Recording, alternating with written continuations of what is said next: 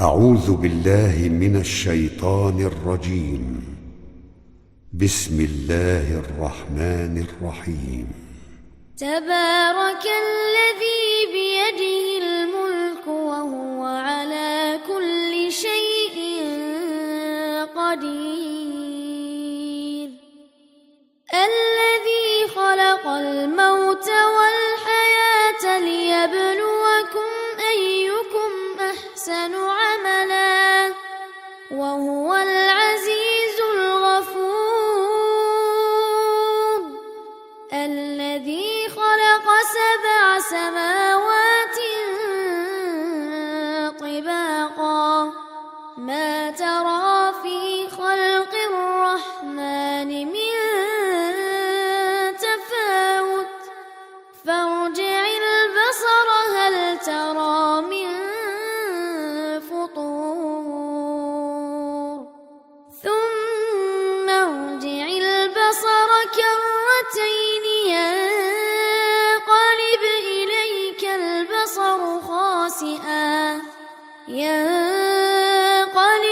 إليك البصر خاسئا وهو حسير. ولقد زينا السماء الدنيا بمصابيح وجعلناها رجوما للشياطين وأعتدنا لهم عذاب السعير. وللذين كفروا بربهم عذاب جهنم وبئس المصير. إذا ألقوا فيها سمعوا لها شهيقا وهي تفور تكاد تميز من الغيظ كلما ألقي فيها فوج سألهم خزنتها ألم يأتكم نذير قالوا بلى قد جاءنا نذير فكذبنا وقلنا ما نزل الله من شيء إن أنتم إلا في ضلال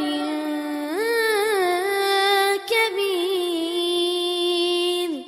وقالوا لو كنا نسمع أو نعقل ما كنا في أصحاب السعير. فاعترفوا بذنبهم فسحقا لأصحاب السعير. إن الذين يخشون ربهم بالغيب لهم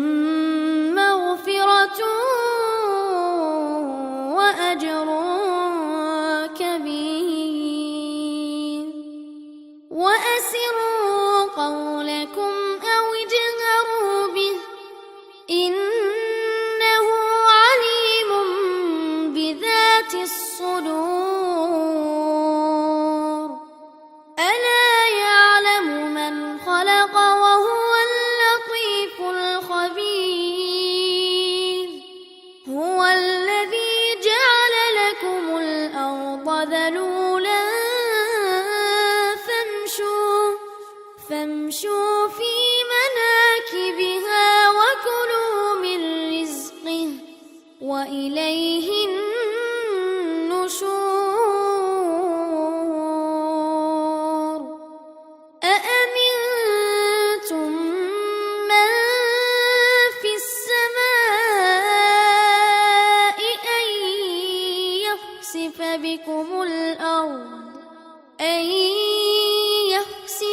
بكم الأرض فإذا هي تمور أم أمنتم من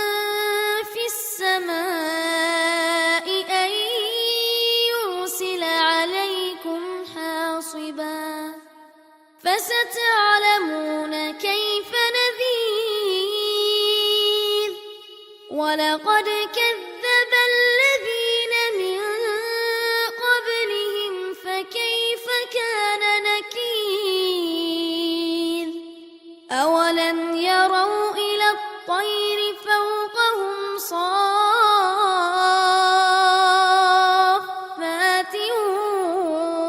ويقبض ما يمسكهن إلا الرحمن إنه بكل شيء بصير أمن هذا الذي هو جند لكم ينصركم من دون الرحمن إن الكافرون إلا في غرور أمن هذا الذي يرزقكم إن أمسك رزقه بل لجوا في عتو ونفور أفمن يمشي مكبا على وجهه أهدى أمن يمشي سويا على صراط مستقيم قل هو الذي أنشأكم وجعل لكم السمع والأبصار والأفئدة قليلا ما تشكرون قل هو الذي ذرأكم في الأرض وإليه تحشرون ويقولون متى هذا الوعد إن كنتم صادقين قل إنما العلم عند الله وإنما أنا نذير مبين فلما رأوه زلفة سيئت وجوه الذين كفروا وقيل هذا الذي كنتم به تدعون قل أرأيتم إن أهلكني الله ومن معي أو رحمنا فمن يجير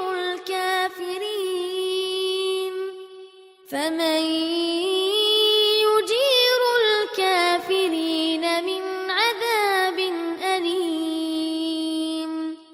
قل هو الرحمن آمنا به وعليه توكلنا فستعلمون من هو في ضلال مبين قل أرأيتم إن أصبح ماؤكم غورا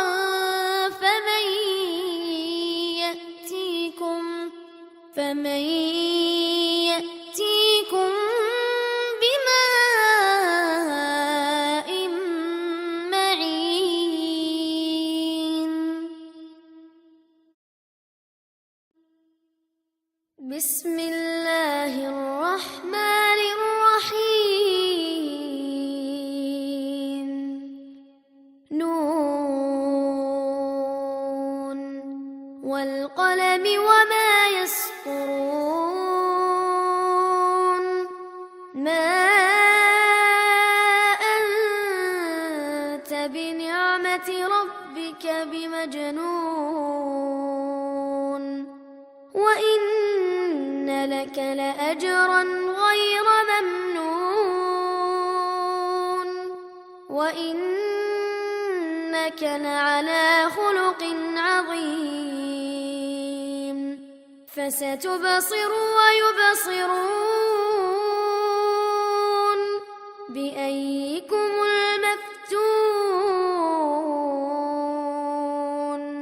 إن ربك هو أعلم بمن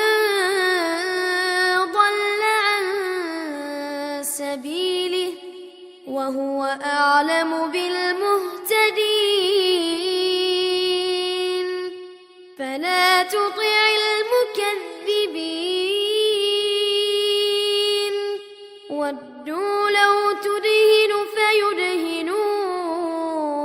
فيدهنون ولا تطع كل حلاف مهين هماز مشاء بنميم مناع للخير معتد أثيم عتل بعد ذلك زنيم أن كان ذا مال وبنين إذا تتلى عليه آياتنا قال أساطير الأولين سنسمه على الخرطوم إنا بلوناهم كما بلونا أصحاب الجنة إذ أقسموا ليصرمنها مصبحين ولا يستثنون فطاف عليها طائف من ربك وهم نائمون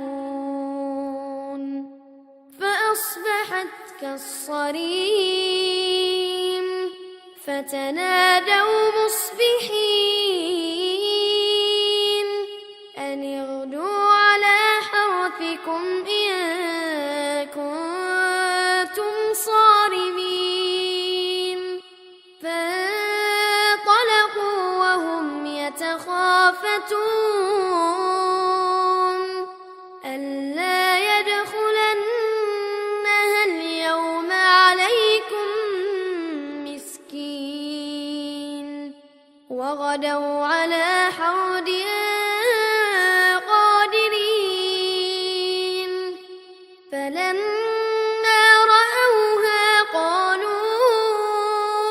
إنا لضالون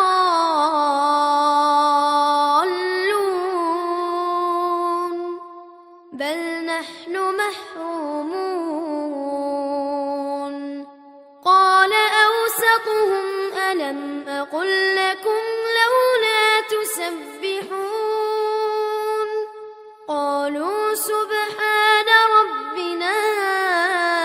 إنا كنا ظالمين فأقبل بعضهم على بعض يتلاومون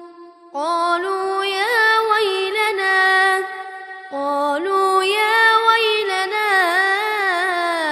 إنا كنا طاغين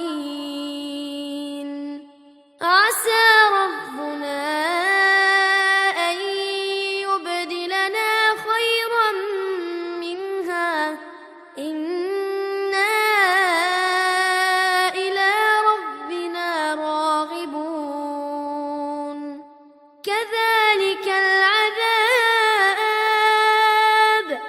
كذلك العذاب ولعذاب الآخرة أكبر لو كانوا يعلمون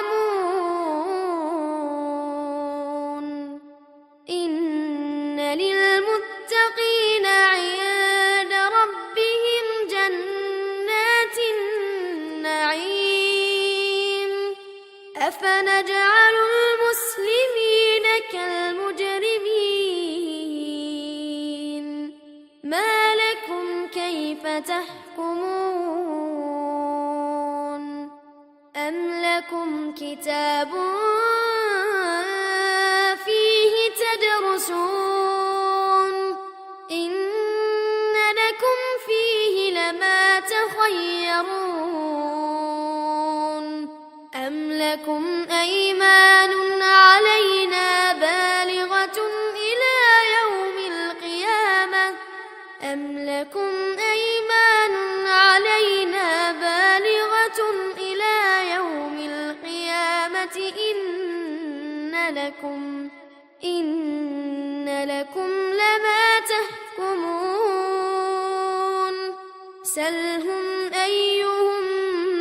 بذلك زعيم أم لهم شركاء فليأتوا بشركائهم إن كانوا صادقين يوم يكشف عن ساق ويدعون إلى السجود فلا يستطيعون خاشعة أبصارهم ترهقهم ذلة وقد كانوا يدعون إلى السجود وهم سالمون فذرني ومن يكذب بهذا الحديث سنستدرجهم من حيث لا يعلمون وأملي لهم إن كيدي متين أم تسألهم أجرا فهم من مغرم مثقلون أم عندهم الغيب فهم يكتبون فاصبر لحكم ربك ولا تكن كصاحب الحوت إذ نادى وهو مكظوم لولا أن تداركه نعمة من ربه لنبذ بالعراء وهو مذموم فاجتباه ربه فجعله من الصالحين وإن يكاد الذين كفروا ليزلقونك بأبصارهم لما سمعوا الذكر ويقولون إنه لمجنون وما هو إلا ذكر للعالمين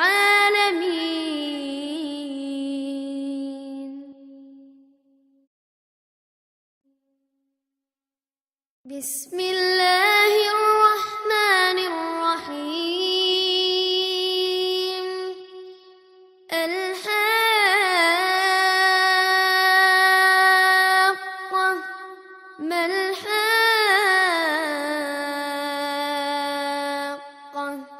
وما أدراك ما الحاقة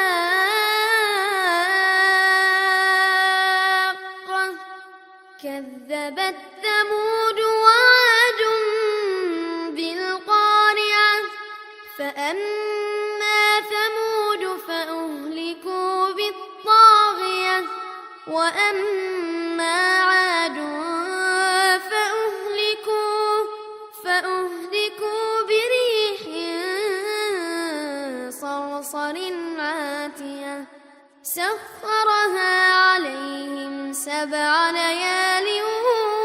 و8 أيام حسوما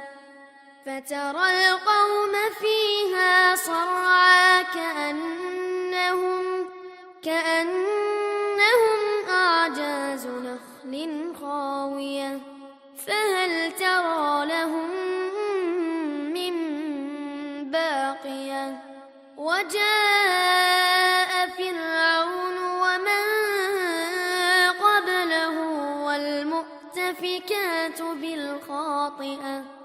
فعصوا رسول ربهم فأخذهم أخذة رابية إنا لما طغى الماء حملناكم في الجارية لنجعلها لكم تذكرة وتعيها أذن واعية فإذا نفخ في الصور نفخة واحدة وحملت الأرض والجبال فدكتا دكة واحدة فيومئذ وقعت الواقعة وانشقت السماء فهي يومئذ واهية والملك على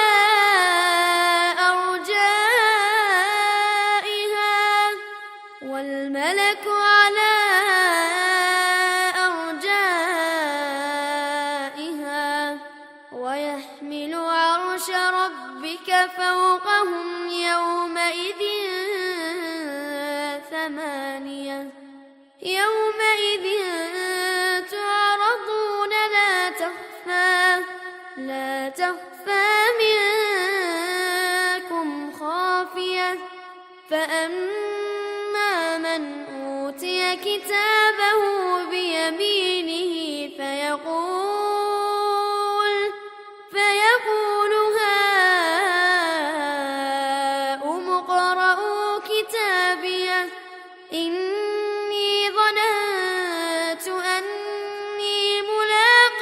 حسابيه فهو في عيشة راضية في جنة عالية قطوفها دانية كلوا واشربوا هنيئا بما أسلفتم في الأيام الخالية وأما من أوتي كتابه بشماله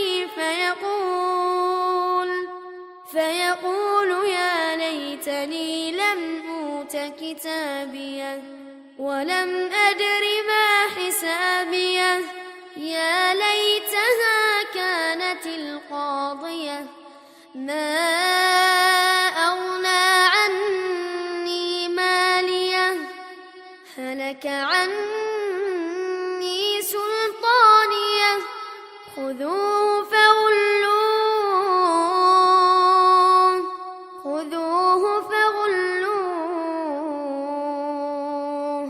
ثم الجحيم صلوه ثم في سلسلة ذرعها 70 ذراعا فاسلكوه إنه كان لا يؤمن بالله العظيم ولا يحض على طعام المسكين فليس له اليوم هاهنا حميم ولا طعام